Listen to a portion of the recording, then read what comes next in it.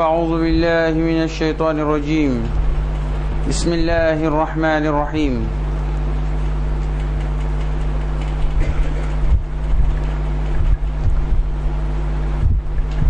شهر رمضان الذي أنزل فيه القرآن هدى للناس وبينات من الهدى والفرقان فمن شهد منكم الشهر فليصمه.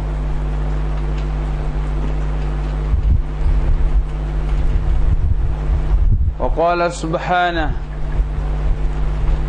إنا أنزلناه في ليلة مباركة إنا كنا منذرين.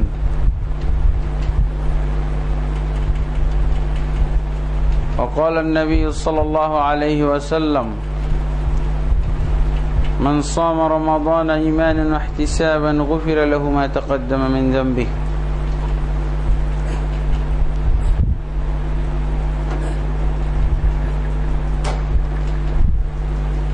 وقال النبي صلى الله عليه وسلم إن الله يطلع ليلة النصف من شعبان فيغفر لجميع خلقه إلا لمشاح ومشرك.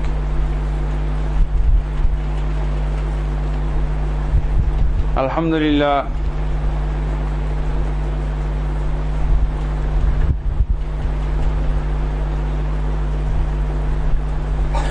যেহেতু আমাদের সামনে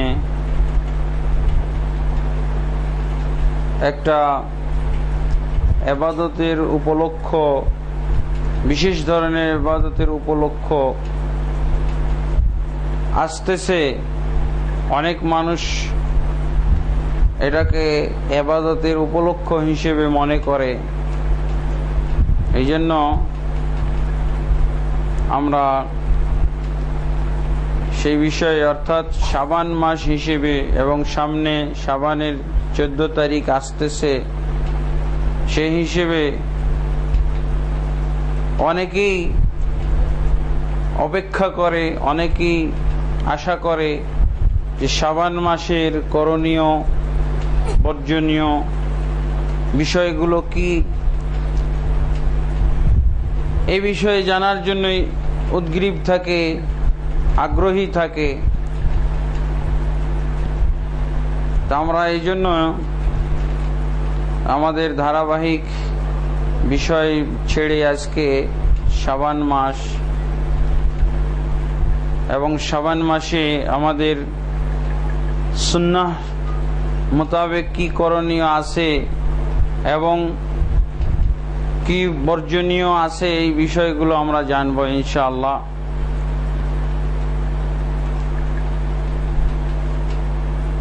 আমাদেরকে আল্লাহ তাবারক ওয়া তাআলা যেহেতু ইবাদতের জন্য সৃষ্টি করেছেন, অতএব আমাদেরকে বছরের প্রত্যেকটা দিন, প্রত্যেকটা মাস, প্রত্যেকটা সপ্তাহে ইবাদত করতে হবে এবং সেই ধরনের ইবাদত আল্লাহ তাবারক ওয়া তাআলা আমাদের জন্য সেট করে দিয়েছেন, ইবাদত সাজিয়ে দিয়েছেন। বছরব্যাপী আমরা কি করব, দৈনন্দিন ইবাদত আমরা কি করব, এরপরও কিছু ইবাদতের বাড়তি উপলক্ষ আল্লাহ তাবারক ওয়া তাআলার পক্ষ থেকে আমরা লাভ করেছি।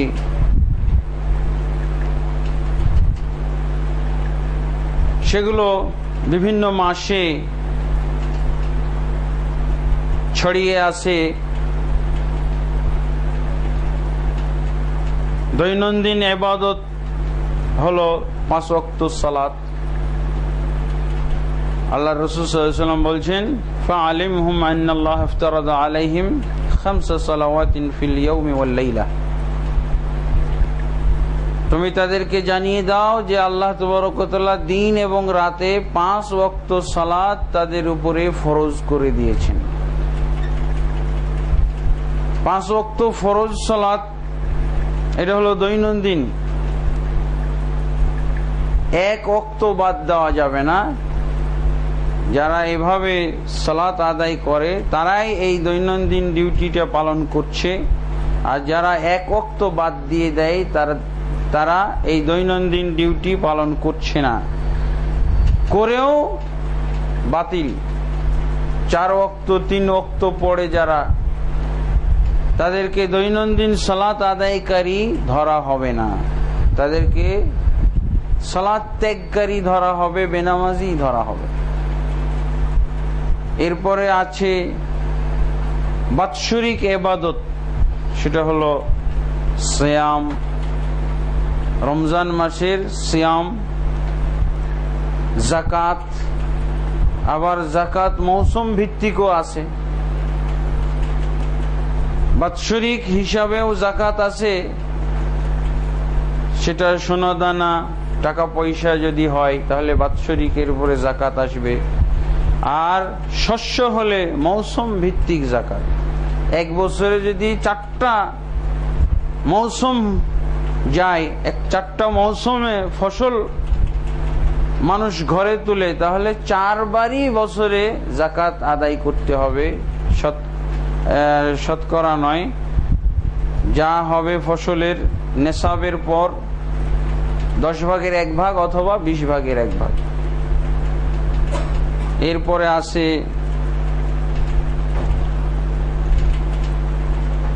সারা জীবনে একবার ফরজ, সেটা হলো হজ। আমাদের সামনে আসতেছে এই হজ, তারপরে আমাদের সামনে রমজান আসতেছে, বাৎসরিক ইবাদত 1 মাস ব্যাপী সিয়াম সাধনা করতে হবে মুসলমানদেরকে।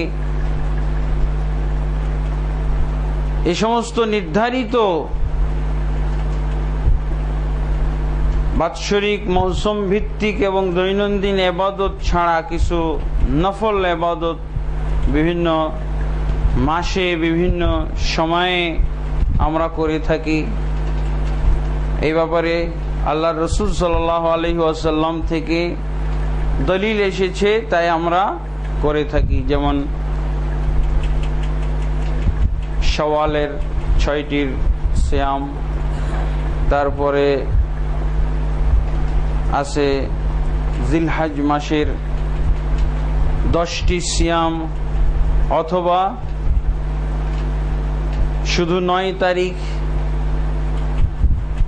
তারিখ হলো আরাফার দিবসের সিয়াম, এরা মুহররমের সিয়াম।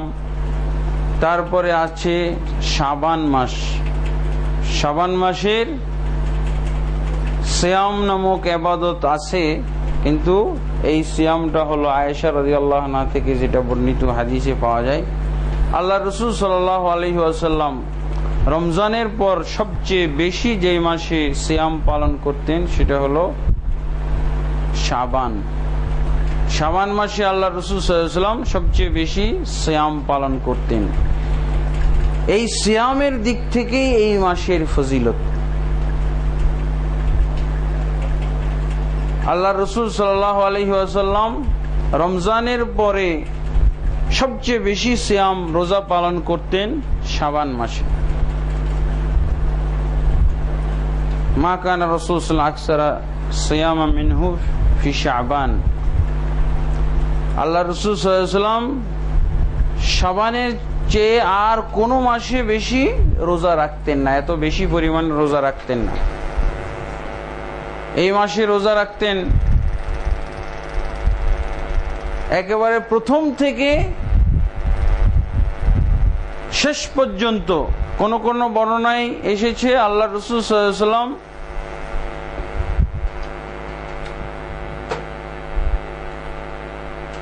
রমজানের পর কোন মাসে পূর্ণ রোজা রাখেননি, শাবান ব্যতীত। অর্থাৎ শাবানের ক্ষেত্রে বলা হয়েছে আল্লাহর রাসূল সাল্লাল্লাহু আলাইহি ওয়াসাল্লাম পুরা শাবান মাস রোজা রাখতেন। পুরা শাবানের অর্থ হলো যে 1 বা 2 দিন বাদ দিয়ে তিনি পুরা শাবান মাস রোজা রাখতেন। কারণ একটা হাদিস এসেছে আল্লাহর রাসূল সাল্লাল্লাহু আলাইহি ওয়াসাল্লাম থেকে, লা ইয়াতাকাদ্দামান্না আহাদুকুম রমাদানা বিসিয়ামি ইয়াউমিন আও ইয়াউমাইনি। তোমাদের কেউ যেন রমজান মাসের আগেই, রমজান মাসের 1 দিন বা 2 দিন আগেই রোজা রাখা না শুরু করে। রমজান মাস আসার একদিন আগে, তার মানে সেটাই তো শাবানের ভিতরে পড়ে।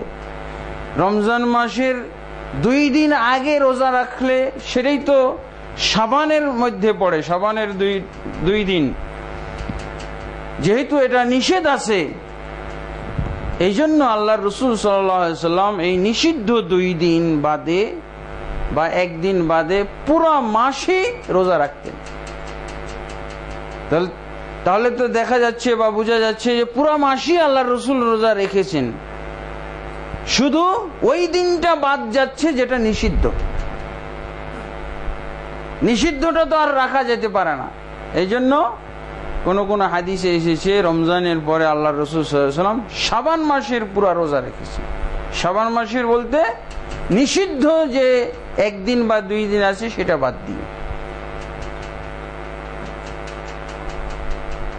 বছরে কিছু দিন আছে যেগুলোতে রোজা রাখা, সিয়াম পালন করা নিষিদ্ধ বা হারাম।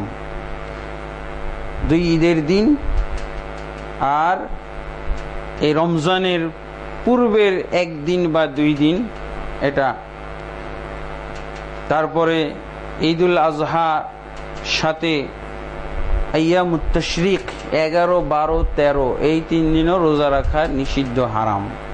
তবে যারা হজে গেছেন তাদের জন্য বৈধ, যারা হজে যায় নাই তাদের জন্য বৈধ নয়। এবং আরাফাতের সিয়াম যারা হজে গেছে তাদের জন্য অবৈধ, যারা হজে যায় নাই তাদের জন্য বিরাট ফজিলতের আমল। তাহলে প্রত্যেকটা আমলের ক্ষেত্রে আমাদেরকে বিস্তারিত দলিল সহকারে আমল করতে হবে, দলিল দেখে আমল করতে হবে, অন্যথায় ঝামেলা হয়ে যাবে। গত বছর আরাফাতের মাঠে অনেকের রোজা ভাঙিয়েছি আমরা। তারা আরাফাতের মাঠে, আরাফাতের রোজার বিরাট ফজিলত, তাই আরাফাতের মাঠেও রোজা রেখে আছে এবং তাদের মুআল্লিম সহ, হাজিদের মুআল্লিম সহ রোজা রেখেছে। আমরা যখন খাচ্ছি পাশের হাজিদেরকে বলতেছি নেন আপনারা নেন, বলছে আমরা রোজাদার, রোজা রেখেছি। কিসের রোজা? তো হুজুরকে ডেকে নিয়ে আসছে যে হুজুর বলেন কিসের রোজা এটা, আপনি তো রাখতে বলেছেন, আমরা রেখেছি। আল্লাহ রসুল সাল্লাল্লাহু আলাইহি ওয়াসাল্লাম আরাফাতের মাঠে অবস্থান করেছে রোজাবিহীন অবস্থায়। এই মাঠে যারা হাজি উপস্থিত হয়েছে হজ করতে তাদের জন্য রোজা রাখা নিষেধ। এভাবে দেখা যায় যে আমাদের আমলগুলো, আমাদের সিয়াম, আমাদের ইবাদতগুলো অনেক সময় হাদিস বিরোধী হয়। হাদিস ছাড়াই আমরা আমল করি, আর কিছু হাদিস আমরা আমল করি সেগুলো আছে হাদিস কিন্তু জয়ীফ এবং জাল হাদিস। তো শাবানের ফজিলতের কথা যদি আমরা বলি তাহলে তার একটাই ফজিলত, সেটা হলো আল্লাহ রসুল সাল্লাল্লাহু আলাইহি ওয়াসাল্লাম ব্যাপকভাবে রমজানের পরে সবচেয়ে বেশি রোজা রেখেছেন এই মাসের ভিতরে। সিয়ামের ব্যাপার হলো একদিন যদি কেউ আল্লাহর রাস্তায় বা আল্লাহর ওয়াস্তে রোজা রাখে তার থেকে আল্লাহ তাবারক ওয়া তাআলা জাহান্নামকে 70,000 বছরের দূরত্বে সরিয়ে দেন। এগুলো হলো নফল নামাজের ক্ষেত্রে, যেগুলো সহি সূত্রে পাওয়া গেছে, সহি দলিলের মাধ্যমে পাওয়া গেছে। এই জন্য আমরা শাবানের যতগুলো রোজা রাখা সম্ভব 1 তারিখ থেকে, অথবা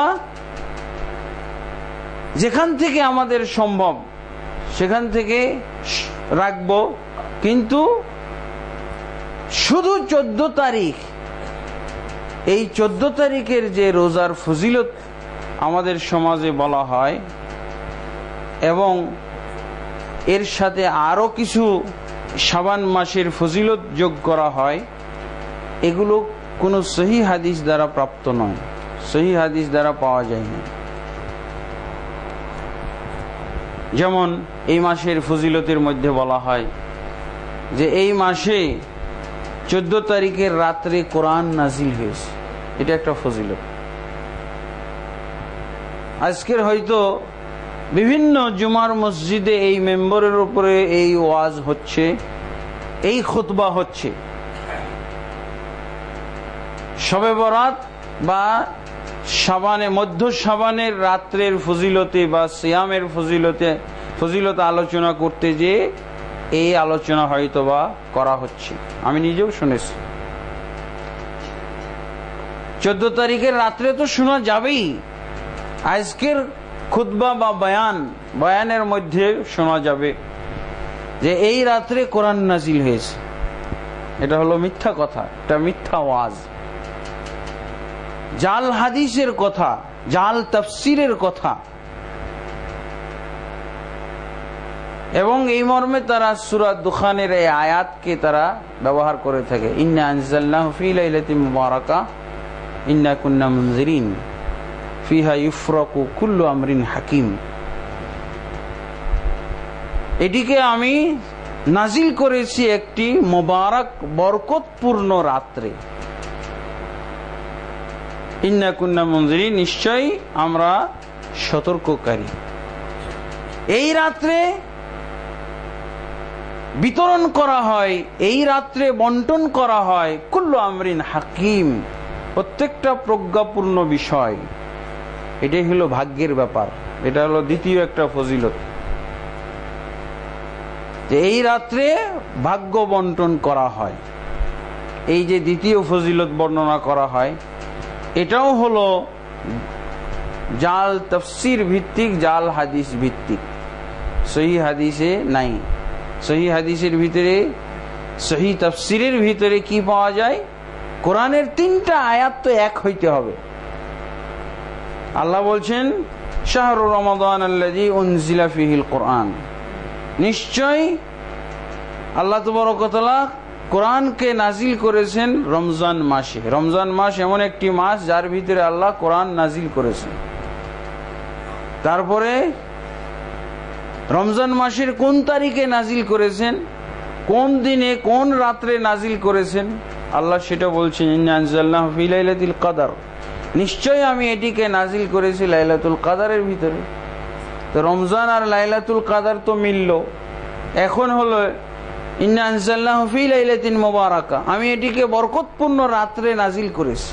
তাই এই বরকতপূর্ণ রাতটা কোনটা হবে? রমজান মাস ছাড়া অন্য কোন রাত্রে, লাইলাতুল কদর ছাড়া অন্য কোন রাত হবে? লাইলা মুবারাকার অর্থ কি? মধ্য শাবানের রাত বুঝায়। জাল তাফসিরের মধ্যে পাওয়া যায় একজন মাত্র তাফসির করেছেন, মূল হলো একজন, তার থেকে অনেকেই প্রচার করে থাকেন। অনেকেই প্রচার করেন যে এই আয়াতটাই হলো শবে বরাতের ক্ষেত্রে নাজিল হয়েছে। এটা আসলে জাল তাফসির, ভ্রান্ত তাফসির। এটা সালিবি থেকে প্রসিদ্ধ, ইকরামা, তাবি ইকরামা থেকে বর্ণনা করা হয়। সালিবির তাফসিরের ভিতরে যেমন ইবনে কাসির একটা তাফসির, তারপরে কুরতুবী একটা তাফসির, তারপরে তবারি একটা তাফসির, এরকম একটা তাফসিরের নাম হলো সালিবি। এই সালিবির তাফসিরে ইকরামা থেকে একটা বর্ণনা করা হয়েছে যে ইন্না আনজালনাহু ফি লাইলাতিন মুবারাকা, আমি এটিকে নাজিল করেছি একটি বরকতপূর্ণ রাত্রে। আর সেটাকেই বলে দেওয়া হয়েছে 14 শাবানের রাত। 14 শাবানের রাত। এই তাফসিরটা কোন মুহাক্কিক আলেম, কোন মুহাক্কিক তাফসির কারক গ্রহণ করেননি, সবাই মিথ্যা প্রতিপন্ন করেছেন। এটা একেবারেই ডাহা মিথ্যা তাফসির একটা,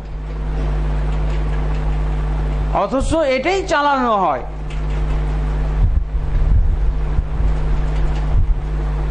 তাহলে এখন আমাদেরকে দেখতে হবে লাইলাতুল মুবারাকা বলতে কি উদ্দেশ্য। লাইলা মুবারাকা বলতে হলো লাইলাতুল কদর। একই রাত্রের কয়েকটা নাম হতে পারে এবং কয়েকটা নামও পাওয়া যায়, লাইলাতুল কদর, তারপরে লাইলাত মুবারাকা, লাইলাতুস শক ইত্যাদি ইত্যাদি নাম পাওয়া যায়। লাইলাতুন নিসফ মিন শাবান, 4-5টা নাম একই রাত্রের।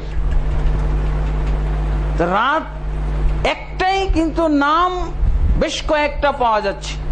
লাইলা মুবারাকা বলতে এখন শাবানের রাত হয়ে গেল, তো রাতটা তো অবশ্যই লাইলাতুল কদর হতে হবে, রাতটাকে তো অবশ্যই রমজানের মধ্যে হইতে হবে। এটা শাবানে আসলো কি করে? এটা তো যে কোনো সাধারণ জ্ঞানের অধিকারী মুসলিম ব্যক্তি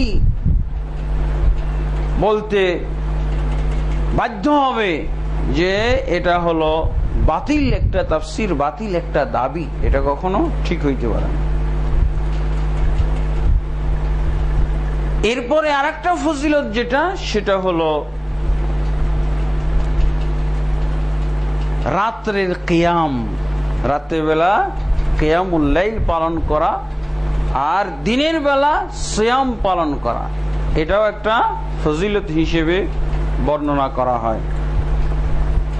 কিন্তু এই ফজিলতটাও সহিহ হাদিস দ্বারা, শুধুমাত্র 14 শাবানের রাত্রে কিয়ামুল লাইল পালন করা এটা বেদাত। শুধুমাত্র 14 তারিখের রাতের পরে সিয়াম পালন করা, দিনের বেলা সিয়াম পালন করা, এটাও বেদাত নির্দিষ্ট করে। তার কারণ এই ব্যাপারে কোনো সহিহ হাদিস আসে নাই, এই ব্যাপারে কোনো সহিহ হাদিস পাওয়া যায় না। যা পাওয়া যায় সব জাল এবং অত্যন্ত দুর্বল হাদিস, যা আমলযোগ্য নয়। আমলের ব্যাপারে এটাই তো আমল। শবে বরাতের রাত্রে যে বিশেষ আমল করা হয়, এটা হলো অনেকের কাছে শবে বরাতের নামাজ বলে পরিচিত। আর এমনি কিতাবপত্রের ভিতরে এই সালাতটাকে সালাতুর রাগায়েব বলা হয়। সালাতুর রাগায়েব, আশা আকাঙ্ক্ষার নামাজ, আশা আকাঙ্ক্ষার নামাজ। এই আশা আকাঙ্ক্ষার নামাজ মানুষ পড়ে, বিরাট আশা এখানে আছে। কারণ জাল হাদিসগুলোতে যে আশা দেওয়া হয়েছে এই রাত্রের নামাজ পড়লে, এমন ফজিলত বর্ণনা করা হয়েছে, এই ফজিলত শুনলে এমনিতেই ইবলিসের পক্ষ থেকে একটা শক্তিশালী আশা তৈরি হয়ে যায়, নাজাত পাওয়ার, জান্নাত পাওয়ার, জাহান্নাম থেকে নিষ্কৃতি পাওয়ার একটা আশা তৈরি হয়ে যায়। এবং এমন ভাবে ফজিলতগুলো বর্ণনা করা হয়েছে যে ওই ব্যক্তিদের আর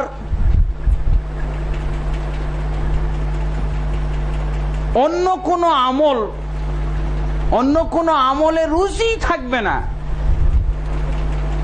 যদি শবে বরাতের ফজিলতটা ভালো করে বুঝে যায়, জাল হাদিসের ভিতরে যে ফজিলতগুলো এসেছে এরা যদি ভালোভাবে শুনে, ভালোভাবে বুঝে যায়, তাহলে তার 5 ওয়াক্ত নামাজের প্রতি রুচি উঠে যাবে। খামাখা সময় নষ্ট কেন? এই শবে বরাতের নামাজেই যদি এত কিছু হয়ে যায়, তাহলে বাকি আর আমল ইবাদত করে সময় নষ্ট করে কোনো লাভ নাই। ও আর কখনো অন্য ইবাদতের দিকে তাকাবেই না। আর তাকাইলে তাচ্ছিল্যতার সাথে তার তাকাইতে হবে, দেখতে হবে কিসের এসব নামাজ, এগুলো নামাজের কোনো মূল্য আছে? শবে বরাতের নামাজের পর আর কোন নামাজ আছে নাকি? তার মন এটাই বলবে ফজিলত জানার পর। দিনের বেলা সিয়াম পালন, এই জন্য তো দেখা যায় আমাদের সমাজে পাক্কা বেনামাজি কখনো কোনো ইবাদত আমলের ধার ধারে না, কিন্তু শবে বরাতের অপেক্ষা করছে অধীর আগ্রহে। জিজ্ঞেস করছে, হুজুর শবে বরাত কবে? অনেকে এভাবে জিজ্ঞেস করে, শবে বরাত করে। টুপি টুপি পাঞ্জাবিওয়ালা, দাড়িওয়ালা দেখলে বাস সাধারণ মুসলমান জিজ্ঞেস করে শবে বরাত কবে। মানে শবে বরাত হলেই তো গত শবে বরাতে সে অ্যাটেন্ড করছিল, আবার সামনের শবে বরাতে অ্যাটেন্ড করবে, বাস আর তো লাগবে না যে শবে বরাতের ফজিলত। তাই আমলের ক্ষেত্রে যে হাদিসটা পাওয়া যায়, যেটা সবচেয়ে নির্ভরযোগ্য, এই শবে বরাত পালনকারী, শবে বরাত উদযাপনকারী আলেমদের কাছে সবচেয়ে যেটা নির্ভরযোগ্য হাদিস, সেটাই হলো একটা জাল হাদিস। কিন্তু নির্ভরযোগ্য কেন বলছি, যে 6খানা হাদিসের কিতাবের 1খানার মধ্যে পাওয়া গেছে, বা তাদের পরিভাষায় সিহা সিত্তা, 6খানা সহিহ হাদিসের গ্রন্থের মধ্যে পাওয়া গেছে, তাই তাদের কাছে এই হাদিসটা অত্যন্ত নির্ভরযোগ্য। সেটা কি? আলী রাদিয়াল্লাহু থেকে বর্ণিত হাদিস,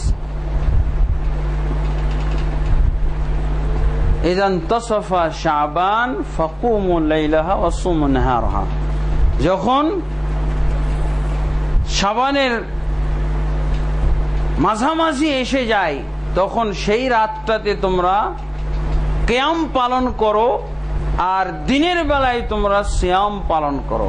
এটা হলো আলী রাদিয়াল্লাহু থেকে বর্ণিত হাদিস। আল্লাহর রাসূল সাল্লাল্লাহু আলাইহি ওয়াসাল্লাম বলছেন। তো এই হাদিসটা হলো শবে বরাত করা সমাজের আলেমদের ভিতরে সবচেয়ে নির্ভরযোগ্য হাদিস, অথচ এটাও জাল হাদিস। আর নির্ভরযোগ্যতার কারণ বললাম যে ওই যে তাদের কথিত সিহা সিত্তার মধ্যে পাওয়া গেছে, 6খানার হাদিসের মধ্যে 1খানা, ইবনে মাজার ভিতরে হাদিসটা পাওয়া গেছে, তাই তাদের কাছে নির্ভরযোগ্য। ইমাম আহমদ বিন হাম্বল রাহিমাহুল্লাহ হাদিসের সাগর, 10 লক্ষ হাদিসের হাফেজ, 40 লক্ষ হাদিস সংকলনের উনি একজন সংকলক, মুসনাদ আহমদের সংকলক। উনি বলছেন আব্দুল্লাহ ইবনে আবি সাবরা, এই হাদিসের সনদের মধ্যে আব্দুল্লাহ বিন আবি সাবরা নামক যে রাবি, এই রাবি এই হাদিসটা জাল করেছে। আহমদ বিন হাম্বল রাহিমাহুল্লাহ তাআলার এটা হলো মন্তব্য, কানা ইয়াযাউল হাদিস আলা নবী সাল্লাল্লাহু আলাইহি ওয়াসাল্লাম, এই ব্যক্তি আল্লাহর রাসূল সাল্লাল্লাহু আলাইহি ওয়াসাল্লামের নামে হাদিস জাল করত, হাদিস মওযু করত। সেই রাবি এখানে পাওয়া গেছে। তো উনি বলতে চাচ্ছেন এই লোকেরই বানানো এই হাদিস আল্লাহর রাসূলের নামে, এবং আলী রাদিয়াল্লাহু আনহুর বর্ণনায় এই হাদিসটা সে তৈরি করেছে, জাল করেছে। অথচ আমাদের সমাজে এটাকেই সহিহ হাদিস হিসেবে ধরা হয়। কেন? সিহা সিত্তার ভিতরে পাওয়া গেছে। কিন্তু এই রাবিটার ব্যাপারে খোঁজ নিতে গেলে দেখা যায় যে জাল হাদিস ছিল এর কাজ। কানা ইয়াযাউল হাদিস, শুধু একটা হাদিস না, কানা ইয়াযাউ মানে মাজি ইস্তিমরারির শব্দ, মাজি ইস্তিমরারি মানে চলমান অতীতকাল, মানে অতীতে ও খালি হাদিসই জাল করতো আল্লাহ রাসূল সাল্লাল্লাহু আলাইহি ওয়াসাল্লামের নামে। তো এই লোকটাই হলো অভিযুক্ত। এগুলো গেল ফজিলত শবে বরাত পালনকারীদের নিকটে। শবে বরাত পালনকারীরা এই ফজিলতগুলো বর্ণনা করে থাকে। এখন কথা হলো যেটা সারা বিশ্বে চালু হলো কিভাবে, বিভিন্ন জায়গায়, আমাদের ভারতবর্ষের সব জায়গায় তো আছে, সব জায়গায় শবে বরাত পালন করা হয়, রাত্রে কিয়ামুল লাইল। এবং এই কিয়ামুল লাইল অত্যন্ত কঠিন একটা আমল। 100 রাকাত পড়ে, 100 রাকাত পড়া হয়। বিভিন্ন রাকাত আছে, 12 রাকাতও হইতে পারে, 100 রাকাতও হইতে পারে। 100 রাকাত, এটা প্রতি রাকাতে 10 বার কুল হুয়াল্লাহ সূরা ইখলাস পাঠ করে, একবার সূরা ফাতিহা আর 10 বার ইখলাস, তাহলে 10 বার সূরা ইখলাস পাঠ করলে 100 রাকাতে 1000 বার সূরা ইখলাস পাঠের মাধ্যমে এই সালাত সমাপ্ত হয়। এই জন্য এটাকে সালাতুল আলফিয়াও বলা হয়। হাজারি নামাজ, হাজারি দুরুদ আছে, এরকম হাজারি নামাজও এটাকে বলা হয়। কেন? 1000 বার এই নামাজটা পড়তে 1000 বার সূরা ইখলাস পাঠ করা হয়। এই জন্য এই সালাতটার অত্যন্ত গুরুত্ব দিয়ে থাকে। আমি জাল হাদিস থেকে কিছু আপনাদের সামনে পেশ করছি এই রাত্রের ফজিলত, কেন মানুষ এত গুরুত্ব দিয়ে থাকে। আন আনাস ইবনে মালিক, এটা জাল হাদিসের একটা কিতাব, ইবনুল জৌজি রহমতুল্লাহ আলাই সংকলন করে গেছেন। কিতাবুল মাউযুআত মানে মৌজু মানে হলো জাল হাদিস, আল্লাহর রাসূলের নামে তৈরি করা হাদিস, এগুলো একত্রিত করেছেন। ওনার মৃত্যু হচ্ছে 597 হিজরি, দ্বিতীয় খণ্ডে। আন আনাস ইবনে মালিক ক্বালা ক্বালা রাসূলুল্লাহ সাল্লাল্লাহু আলাইহি ওয়াসাল্লাম। সবগুলো ফজিলত বলা সম্ভব না, যে কয়টা আর কি সম্ভব সে কয়টাই আমি বলবো, কারণ অনেক ফজিলত এখানে আছে।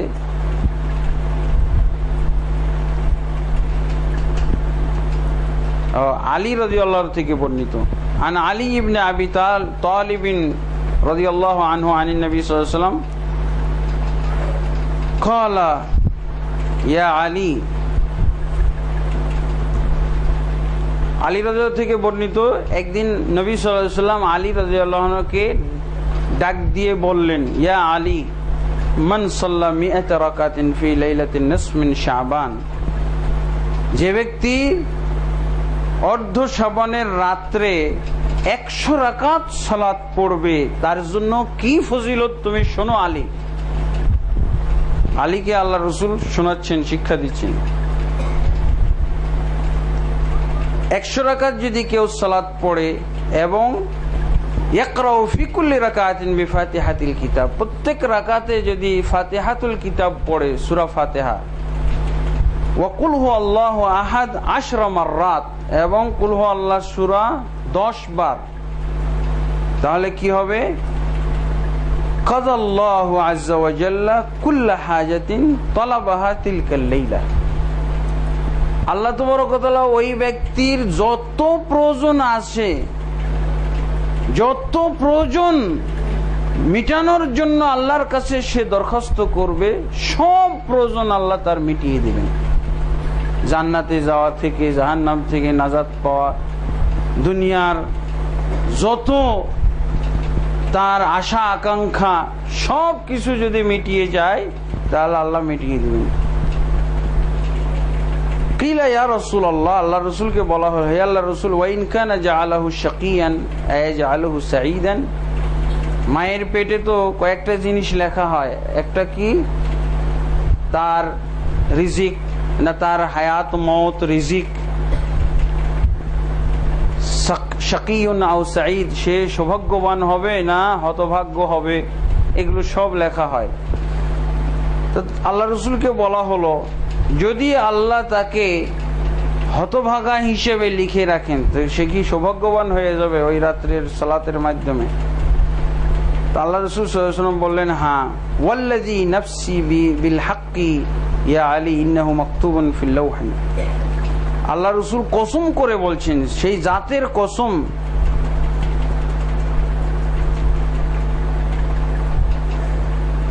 যদিও তার ব্যাপারে লৌহে মাহফুজে লেখা হয়ে যেয়ে থাকে যে সে হলো হতভাগ্য, দুর্ভাগ্য, তারপরও আল্লাহ মুছে ফেলে দিবেন, সেটা দিয়ে তাকে সৌভাগ্যবান বানিয়ে দিবেন। আর কি হবে? তার এত সওয়াব হবে, ইয়াবাসুল্লাহ ইলাইহি ৭০,০০০ মান, তার সওয়াব লেখার জন্য ৭০,০০০ ফেরেশতা আল্লাহ নিয়োগ করবেন। সৌভাগ্যবান তো হলো, এখন সওয়াব কত হলো, এই সওয়াব কত হলো এটা লেখার জন্য একজন ফেরেশতাও পারবে না। কত? ৭০,০০০ ফেরেশতা আল্লাহ নিয়োগ করবে তার নেকিগুলো লেখার জন্য। আমাদের সাথে কয়জন থাকে? একজন ফেরেশতা নেকি লেখার জন্য আর একজন থাকে গুনাহ লেখার জন্য, কিরামান কাতিবিন। এখানে শবে বরাতের নামাজ পড়লে যেই নেকি হবে, এই নেকি লেখার জন্য 70,000 ফেরেশতাই লাগবে। তাহলে কত নেকি এবার বুঝেন। ওয়ায়ামহুনা আনহু সাইয়্যাত, এই 70,000 আবার 70,000 কি করবে? তার গুনাহ মুছে ফেলার জন্য নিয়োগ করা হবে, গুনাহ আর থাকছে না একটাও। ওয়ারফাউনা লাহু দারাজাত, এবং তারা তার স্তর উঁচু করার জন্য যা কাজ করতে হয় করবে। ইলা রাসিস সানা, পরবর্তী শবে বরাত আসা পর্যন্ত এই কাজই চলবে, এই কাজ চলতে থাকবে। ওয়াবাসুল্লাহু ফি জান্নাতি আদন 70,000 মালাক ওয়া 70,000 মালাক ইয়াবনুনা লাহুল মাদাইন, এবং জান্নাতে আদন তার জন্য রেডি। সেই জান্নাতে আদনকে সাজানোর জন্য 70,000 ফেরেশতা ওখানে আল্লাহ নিয়োগ করবেন। তোমরা জান্নাতে আদনটা তার জন্য সাজাও, সুন্দর করে সাজাও। আর এরা সাজাবে কি করবে? 700,000, তার ভিতরে 700 জন কি করবে? তার জন্য প্রাসাদ নির্মাণ করবে, সুরম্য অট্টালিকা তার জন্য নির্মাণ করবে, এবং গাছ গাছালি, ফুলের বাগান ইত্যাদি এগুলো তারা সেখানে তৈরি করবে এভাবে। এবং তা হবে এমন, মা লা আইনুন রাআত, কোন চোখ দেখে নাই, ওয়ালা উযুনুন সামিআত, কোন কান কখনো শুনে নাই, ওয়ালা খাতারা আলা কলবিল মাখলুকিন, কোন মাখলুকের হৃদয় পটে কখনো জাগে নাই, কল্পনাও করতে পারে নাই, এমন ভাবে তারা এগুলোকে সাজাবে। তারপরে সে যদি ওই রাত্রে মারা যায়, নামাজটা পড়ে মরে গেল, কি হবে? তাকে শহীদের মর্যাদা আল্লাহ তাবারক ওয়া তাআলা দান করবেন। বরং শুধু শহীদ না, 70,000 শহীদের সওয়াব আল্লাহ তাবারক ওয়া তাআলা তার আমলনামায় জমা করবেন। না 70,000 না, 70 জন শহীদ। হ্যাঁ 70,000 বললি কি। তারপরে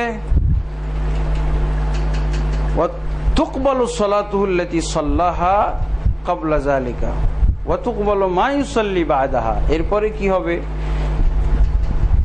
ইতিপূর্বে যত নামাজ সে পড়েছে, সে নিয়মিত হোক আর অনিয়মিত যত নামাজ পড়েছে, সব আল্লাহর কাছে মকবুল হয়ে যাবে, গ্রহণযোগ্য হয়ে যাবে, কোনো নামাজ আর প্রত্যাখ্যাত হবে না। ওয়া তুকবালু মা ইউসাল্লি বা'দাহা, এরপরে এই নামাজের পরে যে নামাজ পড়বে, যত নামাজ সবগুলো আল্লাহর কাছে গ্রহণযোগ্য হবে।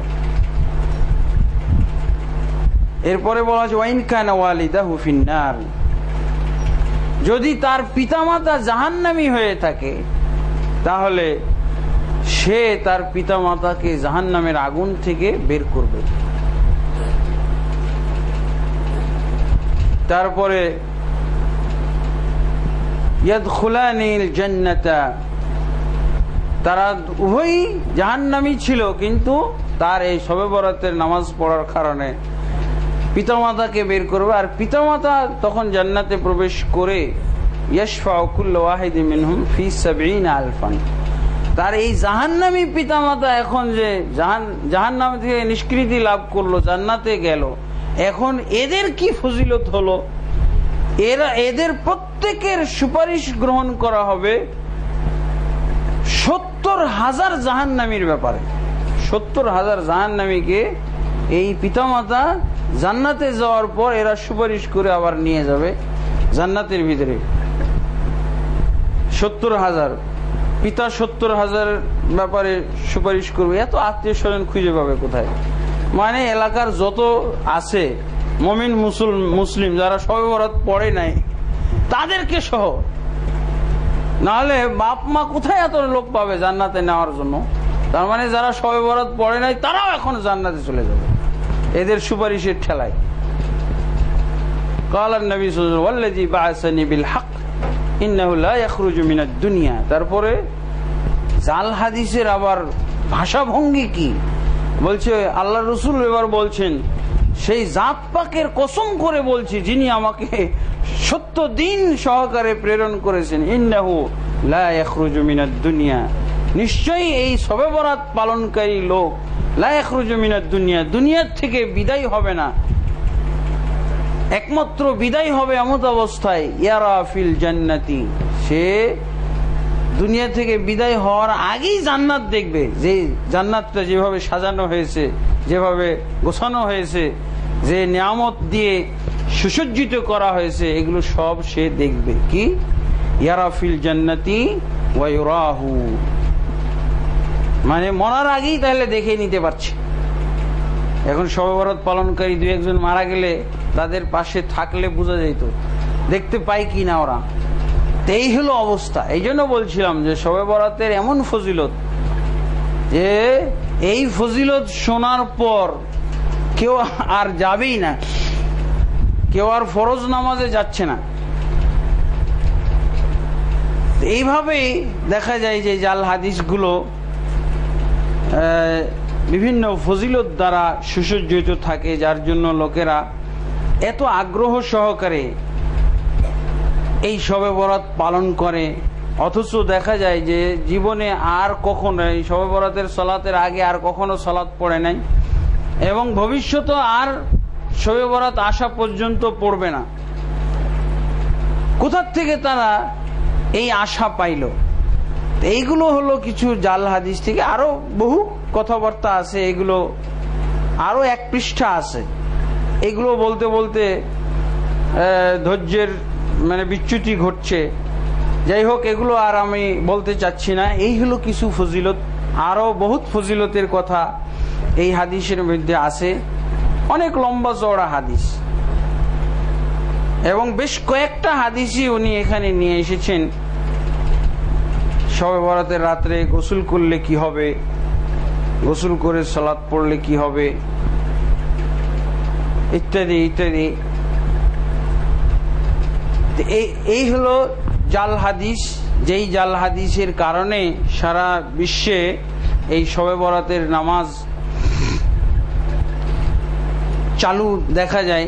তবে মক্কা মদিনায়, সৌদি আরব এবং মধ্যপ্রাচ্যের অনেক দেশেই এই শবে বরাত পালন, না ওখানে সালাত দেখা যাবে, না ওখানে সিয়াম দেখা যাবে শবে বরাত উপলক্ষে, কিছুই নাই। আমাদের দেশে সাধারণত এগুলো এবাদত, এবাদত বলতেই তো সব করা যায়।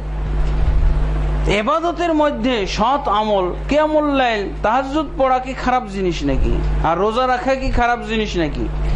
এই যুক্তি দিয়ে এবং এই সমস্ত জাল হাদিসকে সহযোগী হিসেবে নিয়ে ব্যাপকভাবে এই শবে বরাত পালন করে। এমনকি অনেক শবে বরাত বিরোধী, একদিক দিয়ে বিরোধী, আর এক দিক দিয়ে আবার এগুলো করে।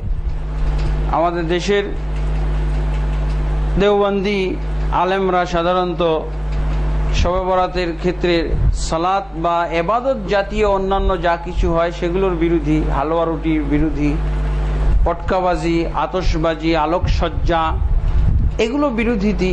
এগুলো তো অবশ্যই এর সাথে আবার অগ্নি পূজাও বলা যেতে পারে, আগুন পূজা শবে বরাত উপলক্ষে, পটকাবাজি, আলোকসজ্জা, মোমবাতি জ্বালানো কবরস্থানে ইত্যাদি ইত্যাদি, ঘর বাড়িতে মোমবাতি জ্বালানো, আগরবাতি জ্বালানো, এগুলো তো অবশ্যই আগুন পূজার শামিল। তারা এগুলোর বিরোধিতা করলেও কিয়ামুল লাইল এবং সিয়ামের বিরোধিতা করেন না, বরং এর পক্ষে। সেটা এ কারণেই তারা করে, যেহেতু অন্যান্য ক্ষেত্রে তারা বিভিন্ন বেদাতের সাপোর্টার, তারা সমর্থনকারী।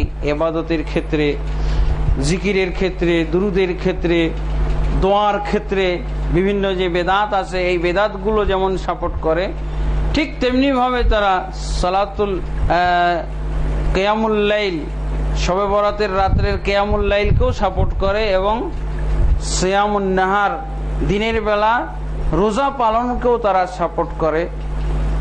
আসলে এগুলো অবশ্যই বেদাত।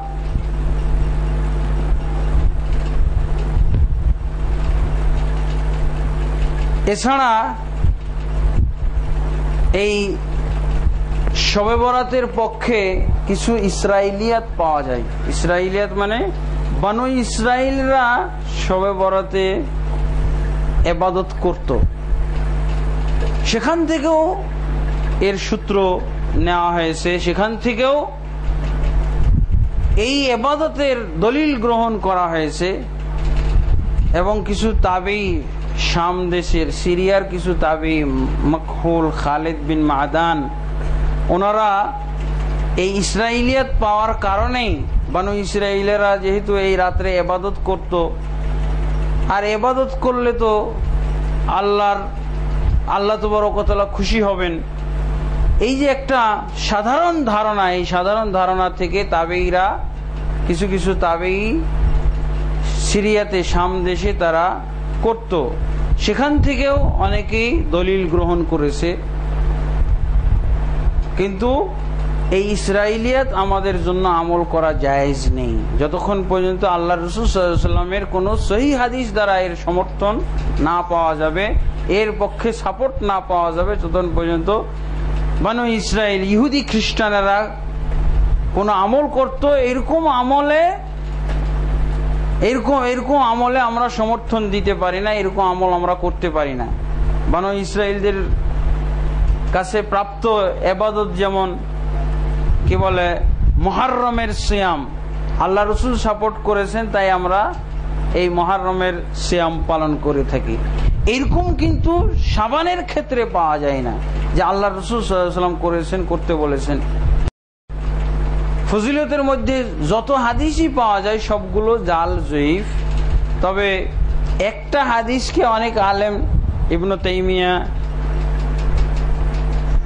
ইবনুল কাইয়িম এবং বর্তমান যুগের আলেম আল্লামা নাসিরউদ্দিন আলবানী কিছুটা সাপোর্ট করেছেন। সেটা হলো গুনাহ মাফের একটা হাদিস, ইন্নাল্লাহা ইয়াত্তালিউ লাইলাতান নিসফি মিন শাবান ফায়াগফিরু লিজামিই খালকিহি ইল্লা লিমুশরিকিন আও মুশাহিন। আল্লাহ তাবারক ওয়া তাআলা মধ্য শাবানের রাত্রের দিকে তার বান্দাদের দিকে নজর দেন মানে তাকান।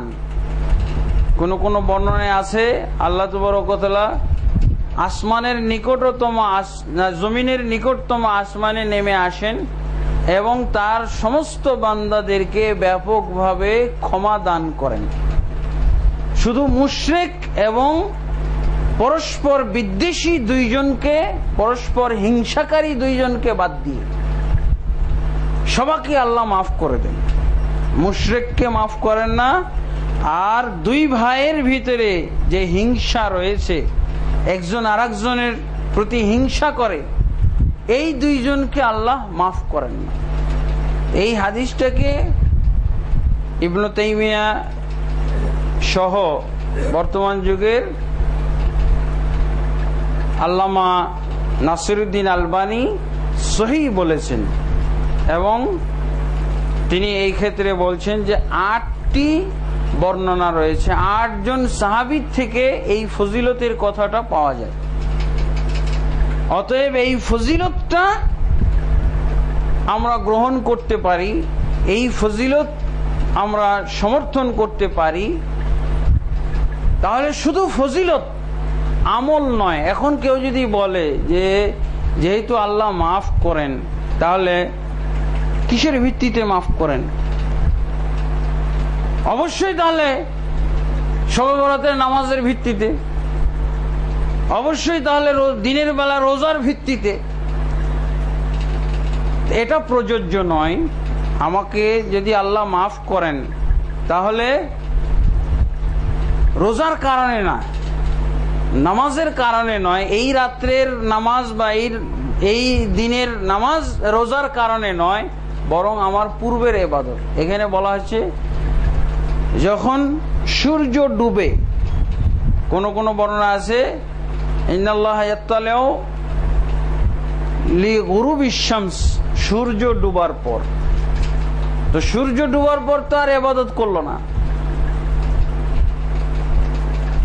তাহলে সূর্য ডুবার পর আল্লাহ তাবারক ওয়া তাআলা দুনিয়াবাসীর দিকে তাকান এবং সমস্ত বান্দাদেরকে ক্ষমা করে দেন মুশরিক আর মুশাহিন বাদে।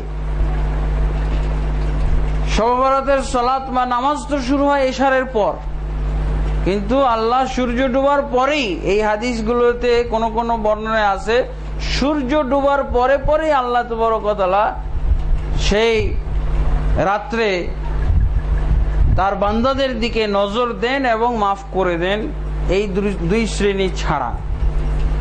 তাহলে এখানে তো আসছেই না ক্ষমার ভিত্তি এই নামাজ, সেটা তো আর আসছে না, বা ক্ষমার ভিত্তি হলো, ক্ষমার কারণ হলো পরবর্তী দিনে রোজা রাখতেছে, সেটাও তো আসতেছে না। অতএব তাহলে বলা যেতে পারে আগের আমলের ভিত্তিতে আল্লাহ তাবারক ওয়া তাআলা এই রাত্রে ব্যাপকভাবে ক্ষমা করে দেন। আরো দুইটা দিনের কথা পাওয়া যায় আল্লাহ তাবারক ওয়া তাআলা ব্যাপকভাবে বান্দাদেরকে ক্ষমা করেন। সেটা বাৎসরিক কোনো দিন নয়, সেটা সাপ্তাহিক দিন, সোমবার এবং বৃহস্পতিবার। এবং এটা তো জোড়াতালি দেওয়া সহিহ হাদিস, দুর্বল হাদিস, কিন্তু দুর্বলতাটা ভারী নয়, কঠিন দুর্বলতা নয়, এবং 8 জন সাহাবী থেকে পাওয়া যায়, তাই বলা হয়েছে এটা হলো সহিহ লিগাইরিহি। এই হাদিসটা হলো একটা ব্যতিক্রম সহিহ হাদিস, অন্য বর্ণনা, অন্য সনদের সমূহের প্রতি নির্ভরশীল সহিহ হাদিস, যার জন্য এটাকে খাঁটি খালেস সহিহ হাদিস বলা হয় না, জোড়াতালি দিয়ে সহিহ হাদিস বলা হয়।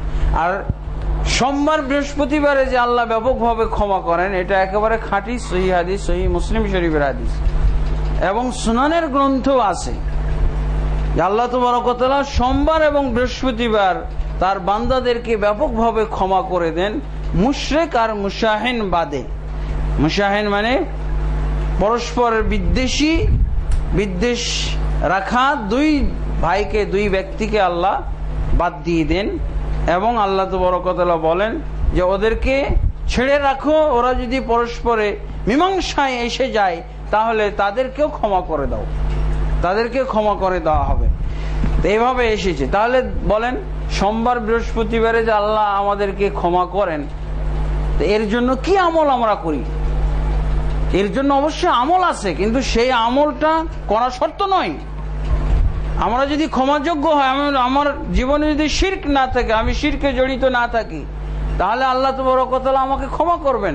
আমি যদি আমার ভাইয়ের সাথে হিংসা বিদ্বেষ না রাখি, তাহলে আমি ক্ষমার আওতায় আসব। কিন্তু কোনো আমল তো শর্ত করা হয় নাই। এখানেও একই কথাই আমরা বলবো যে আল্লাহ যে আমাদেরকে ক্ষমা করবেন, তার জন্যই যে আমাদেরকে বিশেষভাবে এই রাত্রে কিয়ামুল লাইল পালন করতে হবে, দিনের বেলায় সিয়াম পালন করতে হবে, সহিহ হাদিসে না পাওয়া গেলেও আমলের বিষয়টা, যেমন ফজিলতের বিষয়টা হালকা দুর্বল হাদিসগুলো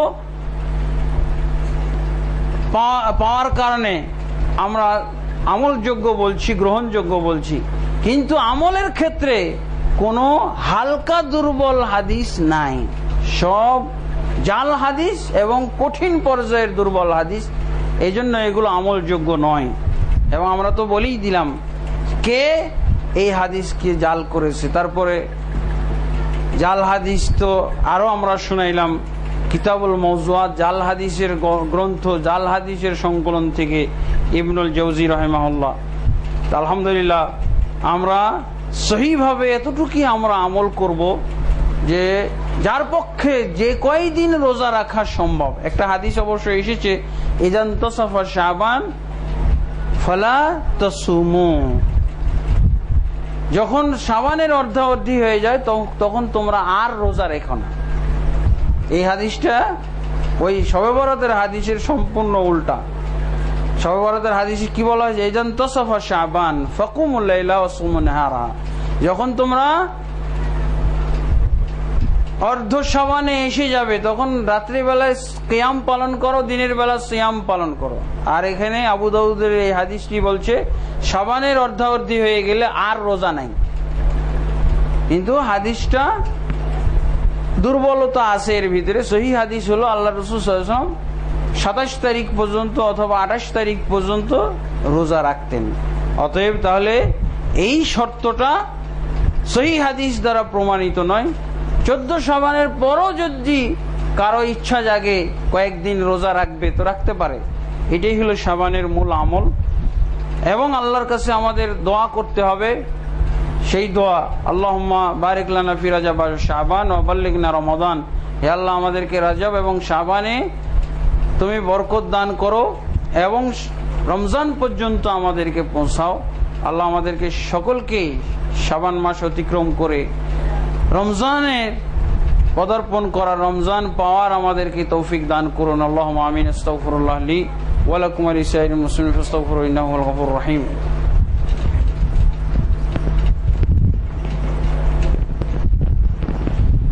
الحمد لله رب العالمين، والصلاة والسلام على أشرف الأنبياء والمرسلين نبينا محمد وعلى آله وصحبه أجمعين. أما بعد، فأعوذ بالله من الشيطان الرجيم. بسم الله الرحمن الرحيم. إن الله وملائكته يصلون على النبي يا أيها الذين آمنوا صلوا عليه وسلموا تسليما. اللهم صل على محمد وعلى آل محمد كما صليت على إبراهيم وعلى آل إبراهيم إنك حميد مجيد. اللهم بارك على محمد وعلى آل محمد كما باركت على إبراهيم وعلى آل إبراهيم إنك حميد مجيد. اللهم أصلح لنا ديننا الذي هو عصمة أمرنا، وأصلح لنا دنيانا التي فيها معاشنا، وأصلح لنا آخرتنا التي فيها معادنا، واجعل الحياة زيادة لنا في كل خير والموت راحة لنا من كل شر. اللهم أعز الإسلام والمسلمين وأذل الشرك والمشركين ودمر أعداءك أعداء الدين يا رب العالمين. اللهم أصلح ولاة وعلماء وعامة المسلمين وخذ بناصيتهم إلى صراطك المستقيم يا حي يا قيوم برحمتك نستغيث. عباد الله رحمكم الله، إن الله يأمر بالعدل والإحسان وإيتاء ذي القربى وينهى عن الفحشاء والمنكر والبغي يعظكم لعلكم تذكرون. ولذكر الله أكبر والله يعلم ما تصنعون.